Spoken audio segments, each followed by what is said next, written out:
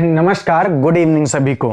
एक बार फिर से मैं अमित कुमार स्वागत करता हूं आपके अपने पसंदीदा यूट्यूब चैनल E3 एकेडमी पर। तो बच्चों, जैसा कि आप सबको पता है कि हम लोग इकोनॉमिक्स की रेगुलर क्लासेस लेकर आए हैं। अगर अब तक आप में से बहुत सारे बच्चे सोए हुए हैं तो प्लीज अभी भी जाग जाइए। नीचे दिए गए नंबरों पे कॉल या व्हाट्सएप करके हमसे जुड़िए और इकोनॉमिक्स की भी पूरी क्लासेस आप ले सकते हैं। इसके पहले मैं आपको बता दूं कि हमारी अकाउंट की क्लासेस चालू भी हैं और कंप्लीट भी हो चुकी हैं। तो आप उन सारे बैचेस को परचेस करने के लिए नीचे दिए गए नंबरों में से आप कॉल या व्हाट्सएप कर सकते हैं। डायरेक्टली मेरे से ही बात होगी। तो कृपया करके टाइम से बैच को ले लें, अभी भी वक्त है। बहुत ही कम और न्यूनतम फीस में आपको सारी क्लासेस मिल रही हैं। मतलब आप ऐसा समझिए कि एक महीने में जो आप लंबी लंबी फीसें देते हैं वो आपको साल भर में नहीं देनी पड़ रही हैं और आपको सारी चीजें बेहतरीन तरीके से मिल रही हैं। और ऐसा नहीं है कि कोई लॉलीपॉप दिखाया जा रहा है। आपको अकाउंट का कोई भी चैप्टर कहीं से भी डेमो लेना है, निश्चित रूप से ले सकते हैं, क्योंकि अगर क्वालिटी अच्छी है तो दिखाने में कोई भी हर्ज नहीं होता है। आप कहीं से भी कोई भी चैप्टर हमसे मांग सकते हैं, उसका PDF और वीडियो मांग सकते हैं, आपको डेमो दिया जाएगा। आप आराम से 2 दिन 4 दिन पढ़ो। अगर आपको लगता है कि वीडियो लेना चाहिए, सर अच्छा पढ़ाते हैं, तो जरूर परचेज करिए। ठीक है बेटा, चलो ठीक है।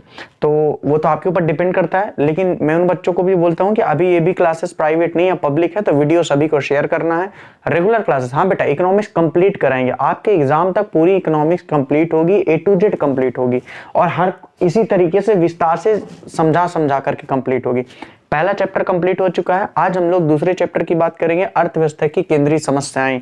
ठीक है बेटा, 2 दिन में 3 दिन में ये भी चैप्टर खत्म हो जाएगा और फिर अपन अगले चैप्टर में चलेंगे। इस तरह से कर करके इस नंबर में अपन को 4-5 चैप्टर तक कंप्लीट कर देना है।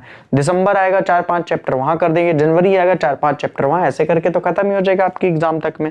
चलिए ठीक है, तो समय न व्यतीत करते हुए हम लोग चीजों पे आते हैं। और एक बार फिर से कहते हैं कि वो बच्चा जो वास्तव में तैयारी करना चाहता है, संसाधनों की कमी है, तो यूट्यूब तो होगा आपके पास, थोड़ा बहुत पैसे भी आपने बचा के रखे होंगे, तो अपने महीने की इनकम को इधर उधर ना बहला करके अपना ईमानदारी से परचेज कर लीजिए। आपको सारी क्लासेस एकदम से मिल जाएंगी और आप इस ठंडी के मौसम में बाहर निकलने की जरूरत नहीं है। रजाई के अंदर बैठ करके और सारी क्लासेस आप पढ़ते रहो, बहुत मजा आएगा। एक क्लास अगर मिस भी कर देते हो तो यहाँ पे ऐसा नहीं, जैसे ट्यूशन में आप 1 दिन 2 दिन नहीं भी गए तो चलता है। यहाँ तो सारी क्लासेस आपके पास पड़ी हुई है, आप उसको पढ़िए ना, 10 बार पढ़िए, 15 बार पढ़िए, आपके पास बैचेस पूरा रहेगा। चलिए ठीक है, बात करते हैं। सबसे पहले आज हम लोग बात करेंगे अर्थव्यवस्था के बारे में। अच्छा, पहला क्वेश्चन अपन का पूंजीवाद जरूर लिखा है, लेकिन हम लोग पहला क्वेश्चन पढ़ेंगे अर्थव्यवस्था से आप क्या समझते हैं। ठीक है, क्योंकि पूंजीवादी अर्थव्यवस्था का एक रूप है, तो इसको पहला करो, इसको दूसरा करो और इसको तीसरा करो। ठीक है, हाँ, तो पहला क्वेश्चन हम लोग यहां से शुरुआत करेंगे। अर्थव्यवस्था से आप क्या समझते हैं। देखिए, वास्तव में आपको समझना पड़ेगा कि अर्थव्यवस्था क्या है।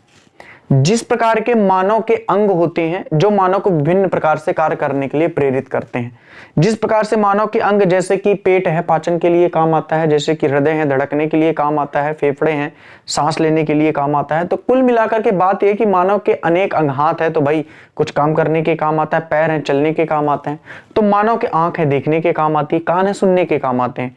तो मानव के जितने भी अंग हैं उनका हर जगह अपना अलग अलग महत्व है और अपना अलग अलग काम है। ठीक उसी प्रकार से अर्थव्यवस्था में भी जो उत्पादन है, जो उपभोग है, जो विनियोग है, जो विनिमय है, ये एक तंत्र स्वरूप है जिनका अर्थव्यवस्था में अध्ययन किया जाता है। मैंने 4-5 शब्द बोले अर्थव्यवस्था में, इनको आपको गौर से समझना पड़ेगा। मैंने शब्द बोला है उत्पादन, ध्यान से समझिए बेटा, मैंने बोला उत्पादन और बड़े गौर से मैंने बोला उत्पादन बोला, फिर मैंने उपभोग बोला, उपभोग के बाद मैंने विनिमय बोला और विनिमय के बाद मैंने वितरण बोला, विनिमय के बाद मैंने वितरण बोला। तो अर्थव्यवस्था के ये सारे क्या होते हैं, अंग होते हैं। अर्थव्यवस्था के ये सारे क्या होते हैं, अंग होते हैं। आप उत्पादन को बहुत अच्छे तरीके से समझते हो कि किसी भी वस्तु की जो आवश्यकता होती है उसको कंपनी उत्पादित करते उत्पादन कहलाती है, उसका उपभोग कर लिया जाता है ग्राहकों के द्वारा। विनिमय मतलब वस्तुओं का आदान प्रदान करना, वितरण मतलब कंपनी से वस्तु को किसी भी माध्यम से उपभोक्ताओं तक पहुंचाना, वो कहलाता है वितरण। तो ये सारी चीजें उत्पादन से लेकर के उपभोग तक, अंतिम उपभोक्ता तक उपभोग कर ली गई तक, जो भी ये सारी चीजें होती हैं, यही एक अर्थव्यवस्था के क्या होते हैं, अंग होते हैं। तो अर्थव्यवस्था इन्हीं सब चीजों से मिलकर के बनी होती है। और अगर बात की जाए तो अर्थव्यवस्था किसी भी व्यक्ति के जीविकोपार्जन का एक साधन होती है। आपके मन में बेटा ये प्रश्न आ रहा होगा कि जीविकोपार्जन क्या होता है। बेटा जीविकोपार्जन का मतलब होता है जीवन जीने का आधार। देखिए अगर हम जीवन जी रहे हैं तो सिंपल सी बात है, कोई ना कोई आधार तो होगा ही होगा। भाई आधार क्या है? आधार कहीं ना कहीं धन है, क्योंकि धन की उपेक्षा अगर आप करेंगे, धन के बिना तो मुझे नहीं लगता है कि आप किसी भी प्रकार से सफल हो सकते हैं। क्योंकि सिंपल सी बात है, आपको जीवन अर्जन करने के लिए, आपको अपनी जीविका चलाने के लिए पैसों की आवश्यकता तो जरूर पड़ेगी, और उस पैसे की आवश्यकता की पूर्ति ही अर्थव्यवस्था से होने वाली है, जिसको कहते हैं जीविकोपार्जन। आप मेरे से पूछ सकते हैं कि सर धन की आवश्यकता की पूर्ति अर्थव्यवस्था से कैसे होती है? मैं आपसे कह रहा हूं कि मुझे किसी वस्तु का उपभोग करना है तो मुझे उस वस्तु को परचेज करना पड़ेगा। अगर मुझे वो वस्तु उपभोग के लिए परचेज करना पड़ेगा तो कहीं ना कहीं कंपनी उस वस्तु को उत्पादित भी करेगी। अगर कंपनी बेटा उस वस्तु का उत्पादन करेगी तो किसी न किसी व्यक्ति को उस वस्तु का उत्पादन करने के लिए रोजगार देंगी, और रोजगार वो हम ही आप में से कोई एक व्यक्ति होगा जो रोजगार पा करके और उसका संचालन करेगा, तो उसको भी इनकम हुई कि नहीं हुई? बिल्कुल हुई। फिर वस्तु को उत्पादन करने के साथ साथ भेजने वितरण करने में भी लोगों की आवश्यकता पड़ेगी, उनकी भी आजीविका चल रही है, और सबसे बड़ी बात लोगों की आवश्यकताओं की पूर्ति भी हो रही है। तो ये सारा मतलब कुल मिलाकर के किसी एक क्षेत्र के अंतर्गत, अब देखो मैंने एक बड़ी बात बोली है, अर्थव्यवस्था अपने आप में अधूरी है जब तक उसको क्षेत्र में नहीं कहेंगे। मतलब आप कह सकते हो कि एक देश के अंतर्गत वो सारी व्यवस्थाएं जो वस्तु के उत्पादन से लेकर के उसके अंतिम उपभोग तक की जाती हैं, वो अर्थव्यवस्था का एक महत्वपूर्ण अंग होता है। किसी भी व्यक्ति के जीविकोपार्जन के लिए अर्थव्यवस्था एक प्रमुख आधारभूत स्तंभ होती है, जो कि उस व्यक्ति के लिए आवश्यक होती है, उनकी सारी आवश्यकताओं की पूर्ति भी करती है। तो इसे ही हम लोग अर्थव्यवस्था कहते हैं। मुझे ऐसा लग रहा है कि आपको बातें समझ में आ गई हैं। हाँ सर आप समझाएं, समझ में ना आए, ऐसा हो नहीं सकता। देखो ऐसा तो नहीं है, जितने भी टीचर हैं सब जबरदस्त पढ़ाते हैं, ठीक है। कहना एक अलग बात है। देखो मैं हमेशा कह देता हूँ यूट्यूब में कि आपको अमित सर से अच्छा कोई अकाउंट नहीं पढ़ा सकता, आपको अमित सर से अच्छा कोई इकोनॉमिक्स नहीं पढ़ा सकता। तो मतलब देखो कहना एक बहुत अलग बात है, ठीक है ना। कभी कभी वे में चीजें निकल जाती है, लेकिन ऐसा नहीं है। कोई भी टीचर हमेशा अपने स्टूडेंटों को 100% देता है। कुछ की बात अलग है, देखो मैं सबकी बात तो नहीं कह सकता हूं, मैं बिल्कुल मतलब निसंकोच। कुछ ऐसे होते हैं जिनको केवल इस चीज से मतलब होता है कि सामने वाले को नहीं बढ़ने देना है, वो भले गलत पढ़ा रहा है। तो एक मेंटेलिटी होती है लोगों के मन में, लेकिन आप यकीन मानो आप तो उसका दुष्परिणाम भोग ही रहे होते हैं, उसका ज्यादा दुष्परिणाम वो भोग रहा होता है, ठीक है। इस पूरे लॉकडाउन में बहुत लोग परेशान हुए, मैं परेशान हुआ हूं, अभी भी हूं, ऐसा नहीं है, लेकिन आप सबकी मदद की वजह से मैं आज यहाँ पे खड़ा हूं। चाहते तो कितने लोग ऑनलाइन चला सकते थे बैच, लेकिन सबके बस का नहीं है कि यूट्यूब में आकर के ऐसे चीजों को पढ़ा पाना, क्योंकि उनकी रियलिटी जो वहां पे पढ़ाते थे वो बाहर आएगी तो वो दिक्कत करेगी। अब मैं कहना नहीं चाहता हूं, आप चीजों को समझ पा रहे हैं। चलिए, तो कहने का मतलब क्या है, अब इसका अर्थ एक बार अपन समझ लेते हैं। अर्थव्यवस्था एक ऐसी प्रणाली है जिसके द्वारा लोग जीविका प्राप्त करते हैं। आप समझ गए जीविका का मतलब क्या होता है?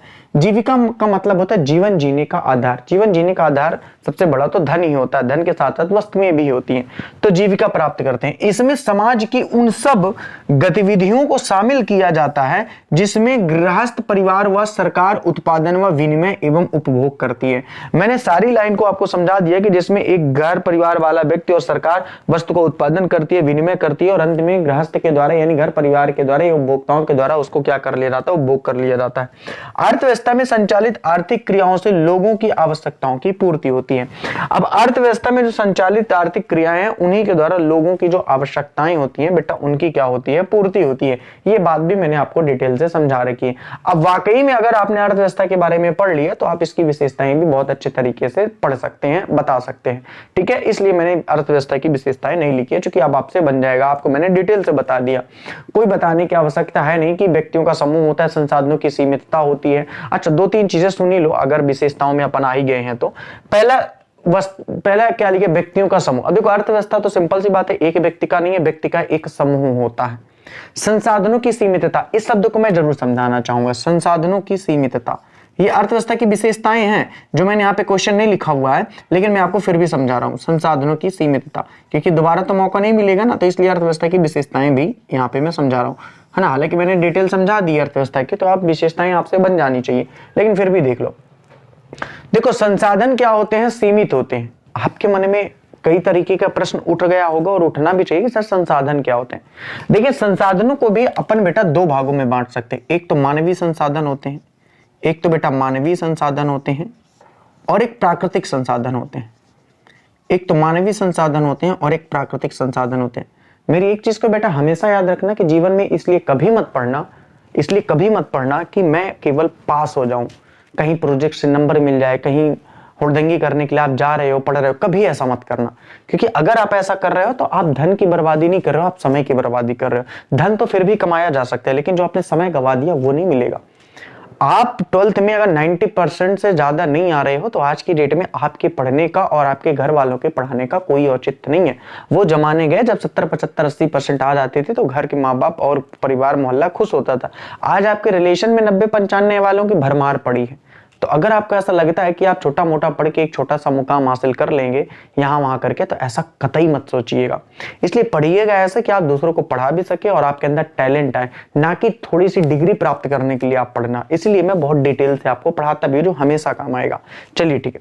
तो संसाधन बेटा दो तरीके के होते हैं, एक होता है मानवीय, एक होता है प्राकृतिक। बच्चा ध्यान से समझो, मानवीय संसाधन का मतलब क्या होता है? जैसे कि मैंने श्रम किया और उस श्रम के बदले मैं पैसे कमा रहा हूं, तो वो मेरा एक संसाधन है, लेकिन कैसा है? मानवीय है। जैसे संगठन हो गया, कोई काम कर रहे हो, मानवीय संसाधन है। लेकिन जैसे कोयला हो गया, पत्थर हो गया, पानी हो गया, आपका तेल हो गया, डीजल पेट्रोल हो गया, ये सारे प्राकृतिक संसाधन होते हैं। तो देखिए ये संसाधन सीमित है, ये संसाधन भी सीमित है, भाई लोग भी सीमित है, सब लोग तो काम नहीं कर रहे हैं ना। प्राकृतिक संसाधन सीमित है। इन सीमितताओं का प्रयोग अर्थव्यवस्था में किस तरीके से करना है, यह करना बहुत जरूरी है। अब अगर आपने ऐसी चीजों का उपयोग बेइंतहा कर दिया जो खत्म हो जाएंगी, तो अर्थव्यवस्था को दिक्कत आ सकती है। इसलिए अर्थव्यवस्था का ही यह कार्य होता है कि सीमित संसाधनों का उपयोग इस तरीके से किया जाए कि भविष्य की पीढ़ियों तक वो वस्तु चलती रहे। और इसी के लिए क्या किया जाता है? अर्थव्यवस्था में उस वस्तु का रेट बढ़ा दिया जाता है जिनकी उपलब्धता कम होती है। जैसे देखिए हाल ही में सुनने को आया कि कोयले की उपलब्धता कम हो रही है, तो इसलिए कोयले का रेट लगातार बढ़ता जा रहा है। डीजल पेट्रोल बाहर से आना बंद हुआ तो उनकी कीमत बढ़ती जा रही है। नो डाउट सरकार की नाकामयाबी भी है, लेकिन कहीं ना कहीं इसका एक ये रीजन ये भी है। मेडिकल क्षेत्र में चीजें महंगी होती जा रही है क्योंकि चाइना से सामान आना बंद हो चुका है धीरे धीरे, तो आ रहा है, ऐसा नहीं है। तो सिंपल सी बात है, जो चीजें की उपलब्धता कम होती जाती है उनका रेट बढ़ता जाता है। तो ठीक उसी प्रकार अर्थव्यवस्था में संसाधन सीमित है, उन सीमितता को बनाए रखे ताकि भविष्य तक लोगों तक वो संसाधन उपलब्ध हो सके। तो और इसलिए भी अर्थव्यवस्था का अपना महत्व है। इसी तरीके से उपभोग प्रक्रिया का संगठन और संस्थाएं और परिवर्तनशीलता, क्योंकि अर्थव्यवस्था एक स्थिति न होकर गत्यात्मक होती है, निरंतर चलती रहती है और परिस्थिति के हिसाब से बदलती भी रहती है। इसलिए देखो कभी पूंजीवादी थी, कभी समाजवादी थी, आज मिश्रित अर्थव्यवस्था। तो ये चीजें गतिविधियों के साथ चलती रहती हैं। तो इसकी विशेषताएं आप एक बार पढ़ लीजिएगा तो निश्चित रूप से आपको याद हो जाएगा। अब देखिए हम लोग बात करते हैं अपने आज के दूसरे प्रश्न में। पहला क्वेश्चन मैंने आपको बता दिया, बाई मिस्टेक से मुझे पहले इसको लिखना था लेकिन मैंने उसको लिख दिया, तो मैंने फिर मिटाया नहीं क्योंकि बड़ी मुश्किल से लिखना होता है, तो एक बार लिख दिया, इतना ही बहुत है। ठीक है, क्लास लेकर के आना, उसको एडिट करके आपको भेजना इतना सरल काम नहीं। अगर 40 मिनट की क्लास बनाना पड़ता है तो उसके लिए 3 घंटे प्रिपरेशन करनी पड़ती है, तब जाकर के यहाँ करके बोलना पड़ता है, चीजों को एडिट करना पड़ता है, लाइव क्लासेस लानी पड़ती है, समस्याएं बहुत रहती हैं। ठीक है, और इतना तो ना मेरे पास अभी स्टाफ है इस टाइम पे। ठीक है, एक बंदा बैठता है, वही बेचारा सारा एडिटिंग का काम करता है, बाकी काम मैं खुद करता हूं, तो समस्या आ जाती है। अब ध्यान से देखिए, आप सब लोगों ने पैसा ही नहीं दिया इतने कि अपन 8-10 स्टाफ रख सकें। देखो अब बात करते हैं अर्थव्यवस्था की। तो अर्थव्यवस्था को समय समय पर अलग भागों में बांटा गया और अर्थव्यवस्था 3 प्रकार की होती है। ध्यान से बातों को समझना मेरी। ठीक है, देखो मैं एक बार फिर से कहता हूं कि मैं आपके कमेंट्सों का रिप्लाई नहीं दे सकता हूं, उसका रीजन भी है। रीजन ये है कि मैं यहाँ पे पढ़ाता हूँ। ठीक है, चलो ठीक।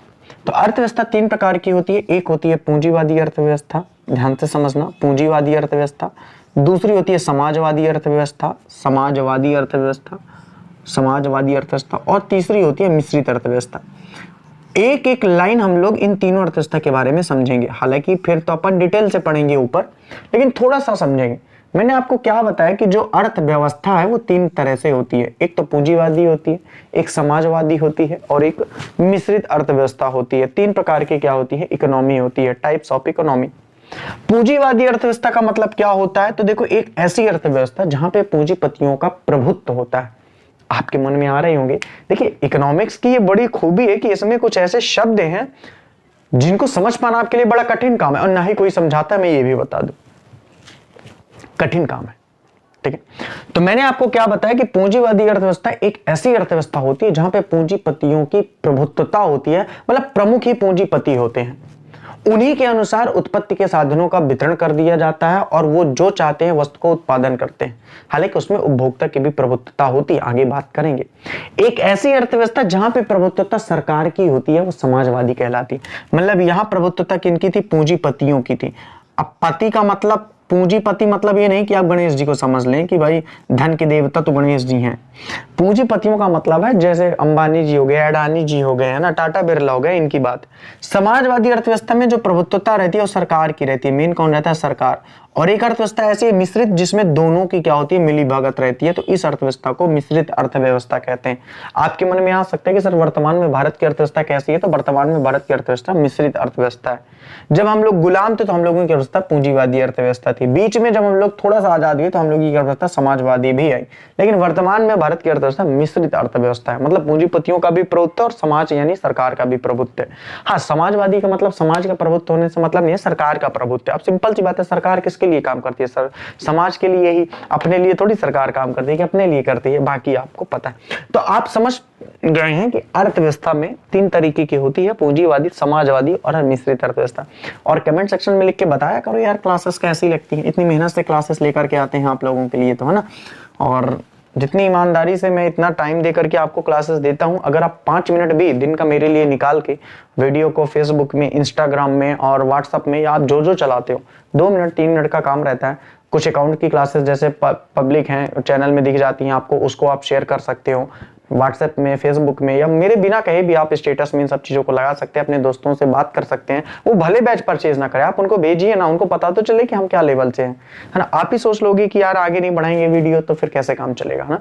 क्योंकि हम सबको आप सबकी जरूरत है, आपको मेरी भी जरूरत है, इसलिए तो मैं सारी चीजें ला रहा हूँ ना। मुझे पता है इकोनॉमिक्स में प्रॉब्लम जाती है, इसलिए मैं रेगुलर क्लासेस रख रहा हूँ। हाँ, एकादशी के कारण परसों क्लास नहीं हो, कल क्लास नहीं हो पाई थी, लेकिन आज हमने क्लास रखी, थोड़ा लेट हुआ लेकिन क्लास हुई। तो ये बात हो गई। अब हम लोग बात करते हैं पूंजीवाद से आप क्या समझते हैं। बहुत ही सिंपल सा क्वेश्चन है, स्वीटेस्ट था। देखिए, मैंने आपको पूंजीवादी के बारे में तो बता ही दिया। अब आइए थोड़ा सा डिटेल से चर्चा करते हैं। मैंने आपको बताया कि टाइप्स ऑफ इकोनॉमी 3 टाइप्स की होती है। एक तो पूंजीवादी होती है, एक पूंजीवाद के बाद अगर बात की जाए तो समाजवादी होती है, समाजवाद के बाद अगर बात की जाए तो मिश्रित होती है। बेटा, ये पूंजीवादी अर्थव्यवस्था क्या होती है इसके बारे में जरूर समझना पड़ेगा। पूंजीवादी अर्थव्यवस्था एक ऐसी अर्थव्यवस्था होती है जहां पे उत्पत्ति के साधनों का, पहले मेरी बातों को समझना फिर ऊपर देखना, जहां पे उत्पत्ति के साधनों का। अब बात बेटा जब उत्पत्ति के साधनों की आती है ना, तो आपके मन में कई तरीके के सवाल उठने लगते हैं। उत्पत्ति के साधनों का मतलब क्या? तो बेटा उत्पत्ति के साधन का मतलब भूमि से है, उत्पत्ति के साधन का मतलब संगठन से है, उत्पत्ति के साधन का मतलब साहस से है, उत्पत्ति के साधन का मतलब श्रम से है, उत्पत्ति के साधन का मतलब वस्तु से है या कच्चा माल से है। तो ये सारी चीजें क्या कहलाती हैं? उत्पत्ति के साधन। अब मैंने क्या बोल दिया?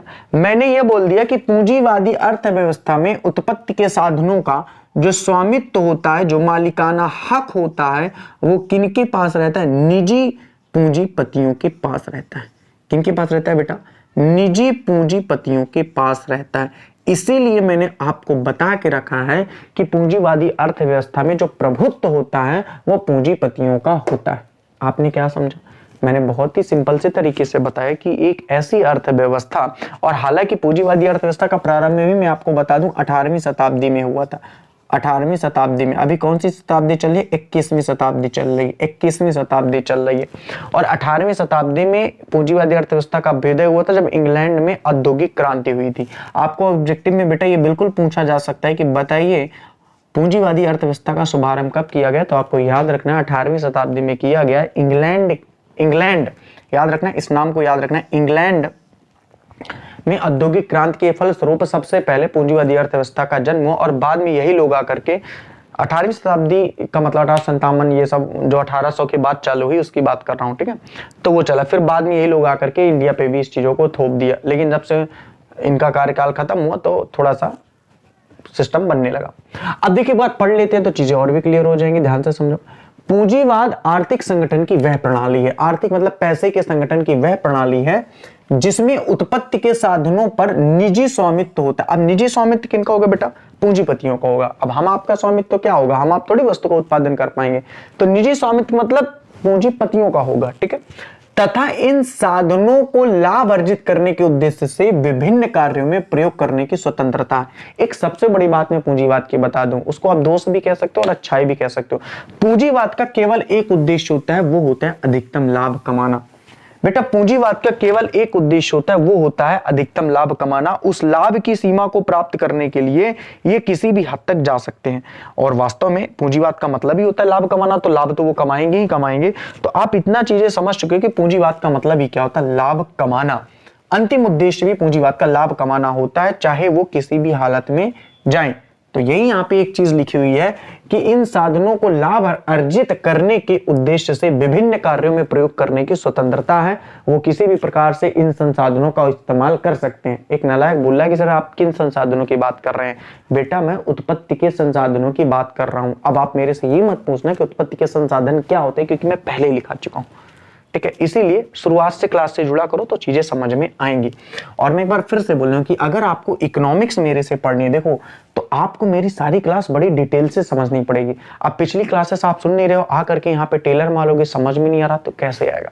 क्योंकि मेरी 30-40 मिनट की क्लास नॉन स्टॉप चलती है। आप अगर इसको पढ़ना चाहोगे तो 4 दिन में इतना पढ़ाते हैं लोग, ठीक है, इतना डिटेल से। लेकिन मैं नॉन स्टॉप 30-40 मिनट रहता हूँ। ठीक है, ठीक है। लोग कहते हैं कि YouTube से पढ़ने का फायदा नहीं है। यार फायदे वाली चीज पढ़ोगे तो क्यों फायदा नहीं है? इतना डिटेल से पढ़ा रहे हैं, एक बार नहीं समझ आ रहा 2 बार पढ़ लो, 3 बार पढ़ लो, 4 बार पढ़ लो।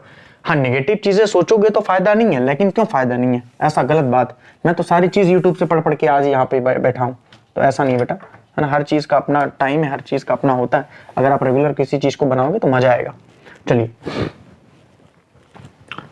अर्थव्यवस्था का प्रारंभ 18वीं शताब्दी में इंग्लैंड में हुआ था। यह एक ऐसी प्रणाली थी जहां पर अर्थव्यवस्था की बागडोर पूंजीपतियों के पास थी। आपको, मुझे नहीं लगता कि दोबारा पढ़ने की इसको आवश्यकता पड़ेगी, आप चीजों को समझ चुके हो। 101% मैं कहता हूं कि आप चीजों को समझ चुके हो। आप समझ चुके हो कि पूंजीवादी अर्थव्यवस्था क्या होती है, और आप डिटेल से इसका अब आप डिफाइन भी कर सकते हो। ठीक है सर, कोई दिक्कत नहीं है।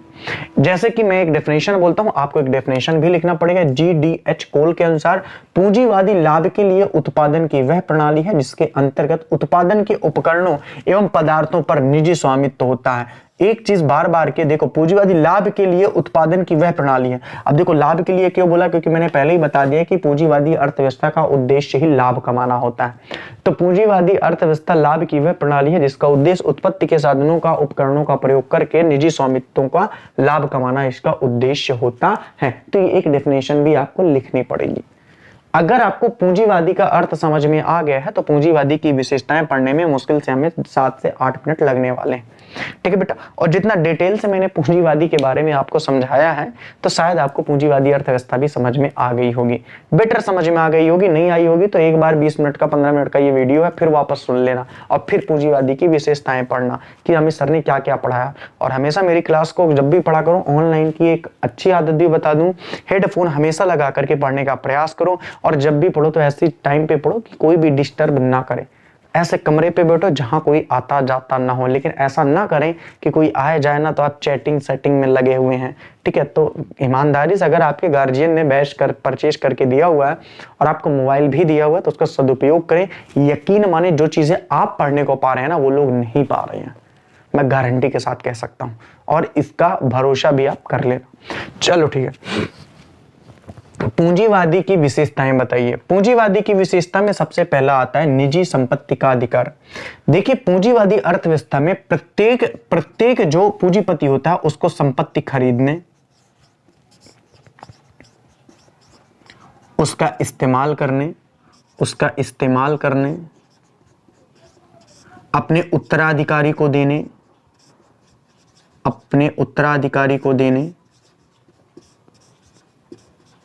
इन सब चीजों की स्वतंत्रता होती है। इन सब चीजों की क्या होती है बेटा? स्वतंत्रता होती है। इन सब चीजों की क्या होती है? स्वतंत्रता होती है। इसीलिए पूंजीवादी अर्थव्यवस्था में निजी संपत्ति का अधिकार होता है, उसका इस्तेमाल करते, उसको खरीदने, उसको बेचने, संपत्ति को क्रय और विक्रय करने, इन सभी की क्या होती है? स्वतंत्रता होती है। इसलिए हम कहते हैं कि निजी संपत्ति का क्या होता है? अधिकार होता है। किसमें? पूंजीवादी अर्थव्यवस्था में। जबकि समाजवादी में ऐसा नहीं होता है बेटा। क्यों नहीं होता? जब हम लोग समाजवादी के बारे में चर्चा करेंगे तो डिटेल से बताएंगे क्यों नहीं होता। बात समझ में आ रही है? आर्थिक स्वतंत्रता भी होती है कि किसी भी वस्तु का आप उत्पादन कर सकते हो, उसकी लिमिटेशंस नहीं है। सरकार के परामर्श से आप किसी भी वस्तु की कोई मूल्य भी तय कर सकते हो, कोई दिक्कत वाली बात नहीं है। अगर बात की जाए तो आप कितना भी धन लगा करके व्यापार को बढ़ा सकते हैं, इसकी भी आपको स्वतंत्रता होती है। आप किसी भी वस्तु का ठेका स्वयं ले सकते हैं उसको चलाने के लिए, या किसी दूसरे को भी दे सकते हैं, इसकी भी आपको स्वतंत्रता होती है। आपको अपना व्यापार का चुनाव करने की भी क्या होती है, स्वतंत्रता होती है। तो ये सारी स्वतंत्रताएं अगर कहीं पे भी उद्योगपतियों को या पूंजीपतियों को मिलती है तो बेटा वो मिलती है कहां पे, पूंजीवाद में। आपका मेरे से प्रश्न हो सकता है कि सर आज भी तो वही है, तो मैंने पहले भी तो बताया कि आज भी वही है, लेकिन सरकार के कुछ नियम कानूनों का पालन करना पड़ता है। प्राइवेट सेक्टरों को भी ये आपको बेटर पता है। लेकिन जब समाजवाद था तब क्या उत्पादन होगा, कितना उत्पादन होगा, कितना प्राइस तय किया जाएगा, कौन सी संपत्ति कौन रखेगा, उसमें केवल और केवल सरकार का नियंत्रण होता था। तो कहीं ना कहीं वो भी चीज गलत थी। ठीक है, पूंजीवादी भी एक मुश्त पूंजीवादी भी गलत है, देखो, है ना, लेकिन मिश्रित क्या, दोनों का कॉम्बिनेशन है, काम्बो है, तो इसलिए वो ज्यादा बेटर है। तो आर्थिक स्वतंत्रता का मतलब क्या है, किस वस्तु का उत्पादन करना है, उसका मूल्य कितना तय करना है, उस व्यापार को बढ़ाने के लिए कितना धन लगाना है, ठेका कितना लेना है। ठेका का मतलब वो वाला ठेका नहीं, है ना, ठेका का मतलब है कि व्यापार को बेचने के लिए ठेका, या कोई व्यापार बिक रहा उसका ठेका लेकर के उसको चलाना, और किसी भी व्यापार का चुनाव करना। अब चुनाव वोट वाला नहीं, बस किसी भी व्यापार का चुनाव करने की स्वतंत्रता थी। उपभोक्ता का प्रभुत्व, एक सबसे बड़ी बात मुझे पूंजीवादी की जो सबसे अच्छी लगती है वो यही है, उपभोक्ताओं का प्रभुत्व होता था। आप में से बहुत सारे बच्चे ऐसे जिनको अभी तक प्रभुत्व की बात समझ में नहीं आई। यार प्रभुत्व का मतलब क्या है, ठीक है बता देते। प्रभुत्व का मतलब है कि अकाउंट में अमित सर का प्रभुत्व है। इसका मतलब यह है कि अकाउंट में अमित सर से अच्छा कोई नहीं पढ़ाता है, उनकी प्रभुत्वता है। और ऐसा मतलब लोग कहते हैं, मैं नहीं कहता हूं। तो प्रभुत्व का मतलब क्या है कि वो सर्वोहारा है, तो उपभोक्ता की प्रभुत्वता होती है। अब आप मेरे से पूछ सकते हो कि सर पूंजीवादी में उपभोक्ता की प्रभुत्वता कैसे होती है। देखिए पूंजीवादी की, ध्यान से समझना मेरी बात को, पूंजीवादी का काम क्या है मुझे बताओ जल्दी से। आप बोलोगे सर पूंजीवाद का काम है लाभ कमाना। पूंजीवाद का काम क्या, लाभ कमाना। अब मुझे एक बताओ, ये लाभ कमाने के लिए पूंजीवादी क्या करेंगे, बोले वस्तु का उत्पादन करेगी, बहुत सही बात है। अब मुझे ये बताओ कि किस वस्तु का उत्पादन करेंगी, बोले जो उपभोक्ता खरीदेगा।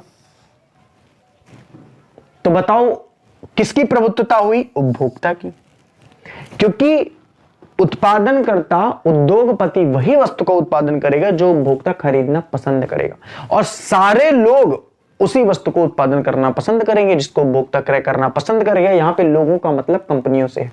इससे क्या होगा, इससे ये होगा कि उपभोक्ता को अपनी मनपसंद की वस्तु चुनने का अधिकार हो जाएगा। इसका मतलब है कि उपभोक्ता को अपनी मनपसंद वस्तु चुनने का अधिकार हो जाएगा, क्योंकि जब एक ही वस्तु हजारों कंपनी को द्वारा बनाई जा रही है तो उसमें क्वालिटी के साथ साथ हर चीज में अच्छी होती है। अब जैसे कि फॉर एग्जांपल मोबाइल की आप बात कर लो, आज की डेट में मोबाइल आप कीपैड क्यों नहीं देखते, क्योंकि उपभोक्ता नहीं चाहता है कि कीपैड मोबाइल बने, इसलिए नहीं बने। क्या आप कहीं ब्लैक एंड व्हाइट टीवी लेने कभी जा सकते हो, नहीं। तो कंपनी निर्माण कर सकती है, नहीं कर सकती, क्योंकि कंपनी को वही निर्माण करना है जो चीजें उपभोक्ता लेना चाहता है। तो उपभोक्ता की प्रभुसत्ता हुई कि नहीं हुई, बिल्कुल होती है। तो इसलिए कहते हैं उपभोक्ता का प्रभुत्व होता है किसमें, पूंजीवाद में। ये मुझे बड़ा अच्छा लगता है, सही बात है। पूंजीवादी अगर नहीं होगी तो उपभोक्ता का प्रभुत्व तो नहीं होगा, ना ही हजार कंपनियां होंगी। अब देखो पहले क्या होता था, समाजवादी में सरकार का प्रभुत्व होता था, ठीक है। अब सरकार क्या करती थी भाई, सरकार ने कीपैड मोबाइल चला दिया, बोल दिया भाई रिलायंस के चलेगा, बाकी कोई मोबाइल लेना चलेगा। अब क्या करना पड़ेगा, मजबूरी में तुम कीपैड चलाते रहोगे, तुम्हारा भी शोषण होता चला जाएगा, तुम आगे बढ़ ना पाओगे। तो प्रभुत्व तुम्हारा था कि सरकार का था, सरकार का था। समाजवादी में जब अपन समाजवादी पढ़ेंगे तो वहां पे भी क्लियर हो जाएगा। अगला क्या, लाभ उद्देश्य। तो देखो यार चिल्ला के बता रहा हूं कि किसी भी प्रकार से ग्राहकों को संतुष्ट करके वस्तु का उत्पादन करके ग्राहकों तक पहुंचाना और अधिकतम लाभ। एक बात याद रखना, पूंजीवादी अर्थव्यवस्था में लाभ नहीं, लाभ का अधिकतम लाभ कमाना इसका प्रमुख उद्देश्य होता है।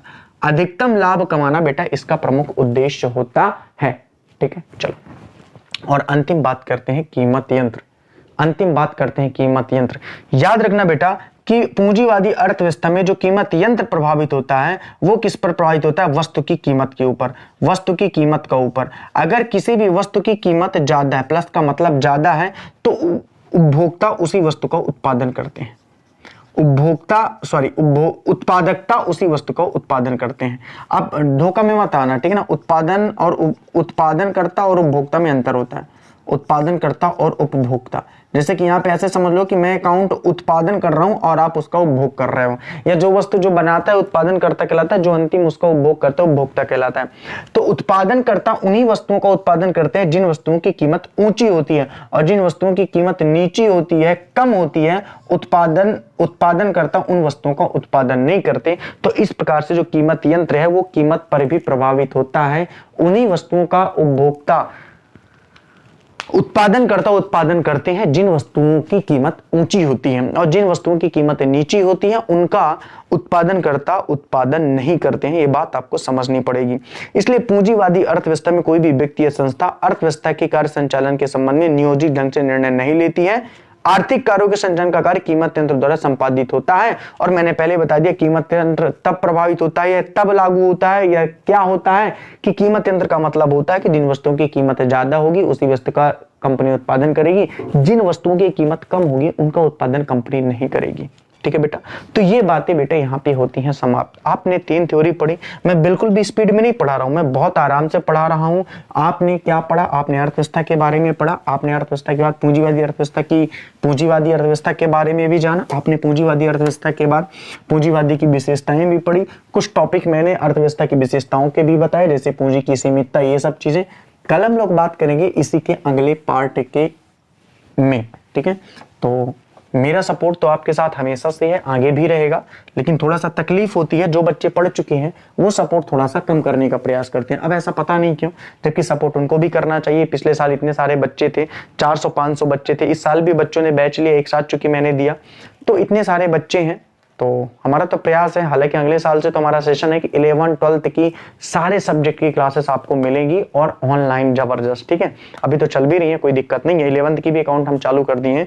तो चलिए ठीक है, bye bye, good night, see you tomorrow. कल हम लोग फिर मिलते हैं इसके आगे के सेशन के साथ। बिना कुछ कहे, बिना कुछ पूछे, एक बार फिर से आपसे कहते हैं कि वीडियो को जरूर शेयर कर दें। व्हाट्सएप, इंस्टाग्राम या जऊं अपना चलाई तो वहाँ शेयर करो, और ज्यादा बच्चों को जोड़ने का प्रयास करो। नहीं भी जुड़ेंगे तब भी क्लासेस तो चलती रहेंगी, बाकी जुड़ेंगे क्यों नहीं, हमें सर की क्लास जो है। Thank you and good night.